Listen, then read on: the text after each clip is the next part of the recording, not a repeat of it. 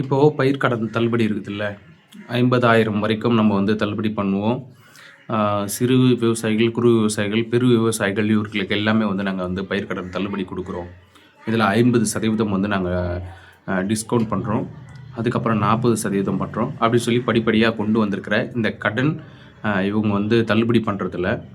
5,000 முதல் ஒரு 10,000, 20,000 வரைக்கும் வந்து விவசாயிகளுக்கு வந்து தள்ளுபடி ஆகுது. ஆனால் விவசாயிகள் அவங்க செய்யக்கூடிய விவசாயம்னு இருக்கு இல்லையா, 1 ஏக்கர் 2 ஏக்கர் வந்து பயிரிடுறாங்க ஒரு விவசாயி அப்படின்னா, அந்த நெல்மணிகளுக்கு குறைஞ்சபட்சம் அவங்களுடைய செலவே 20,000 30,000 ஆகும்.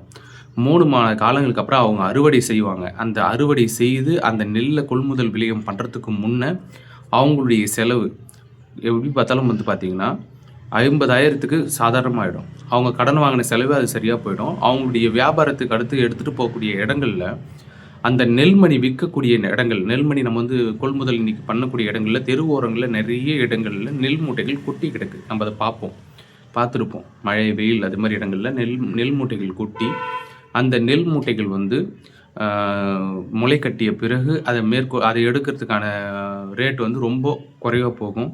அதுக்கப்புறம் அவங்க கேட்கக்கூடிய ஒரு விலைக்கு தான் இவங்க கொடுக்க வேண்டிய ஒரு சூழல் ஏற்படுது.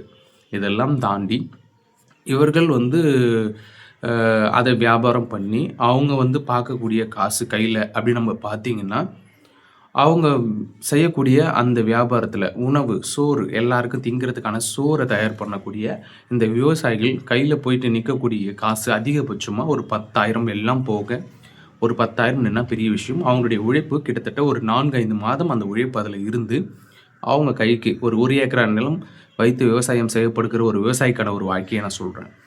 அவங்க இவ்வளோ கொடுத்தும் அவங்க கைக்கு போகக்கூடிய அளவுக்கு இதுதான் கிடைக்கும். அதனால் அரசுகள் பொறுத்த வரைக்கும் இதுக்கு வந்து முக்கியத்துவம் கொடுத்து விவசாயிக்கு முக்கியத்துவம் கொடுக்கணும். எல்லா அரசுகளுமே விவசாயிகளுடைய கடனை தள்ளுபடி பண்ணுறதுக்கான காரணங்கள் என்னென்னா, அவங்களுடைய ஆதங்கமும் அந்த விவசாயத்தில் தான் இருக்குது. அதனால் விவசாயிகள் இன்றைக்கி 14 லட்சம் பேர் 15 லட்சம் பேர் வந்து விவசாயம் செய்கிறாங்க அப்படின்னா, அந்த 15 லட்சம் பேரால் தான் இந்த 10 கோடி பேர் 15 கோடி பேர் வந்து உணவு சாப்பிட்றோம். அந்த நன்றி கடனுக்காக தான் எல்லா அரசுகளுமே வந்தாக்க அதை தள்ளுபடி செய்வார்கள். இது முழுவதுமான தள்ளுபடி செய்தால் மாத்திரமே விவசாயிகளுக்கு ஒரு மிகப்பெரிய ஒரு உதவியாக இருக்கும். இல்லைன்னா விவசாயிகளுக்கு இது ஒரு பெரிய சுமையாக தான் இருக்கும். அதை வந்து ஃபுல்லாக பண்ணணுன்றது என்னுடைய வேண்டுகோளாக நான் வைக்கிறேன்.